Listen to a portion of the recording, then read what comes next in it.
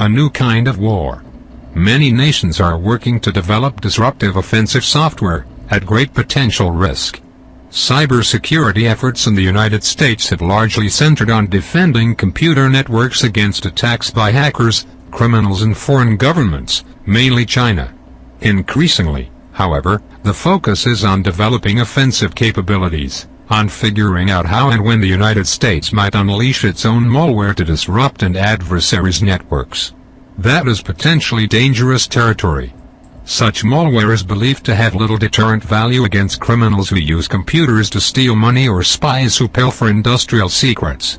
But faced with rising intrusions against computers that run America's military systems and its essential infrastructure, its power grid, for instance, and its telecommunications networks, the military sees disruptive software as an essential new tool of war. According to a study by the Center for Strategic and International Studies, the 15 countries with the biggest military budgets are all investing in discovering new offensive cyber capabilities. The latest step occurred last month when the United States sent out bids for technologies to destroy, deny, degrade, disrupt, corrupt or usurp an adversary's attempt to use cyberspace for advantage. The Air Force asked for proposals to plan for cyber warfare, including the ability to launch super-fast computer attacks and withstand retaliation. The United States, China, Russia, Britain and Israel began developing basic cyber attack capabilities at least a decade ago and are still figuring out how to integrate them into their military operations.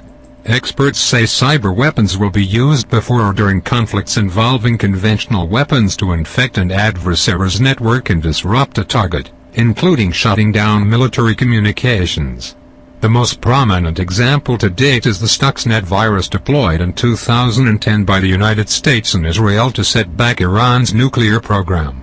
Other cyber attacks occurred in 2007 against Syria and 1998 against Serbia. Crucial questions remained unanswered, including what laws of war would apply to decisions to launch an attack. The United States still hasn't figured out what impact cyber weapons could have on actual battlefield operations.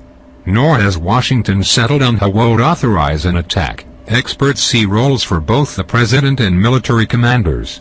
There is also the unresolved issue of how to minimize collateral damage. Another big concern is China, which is blamed for stealing U.S. military secrets. Washington has not had much success persuading Beijing to rein in its hackers.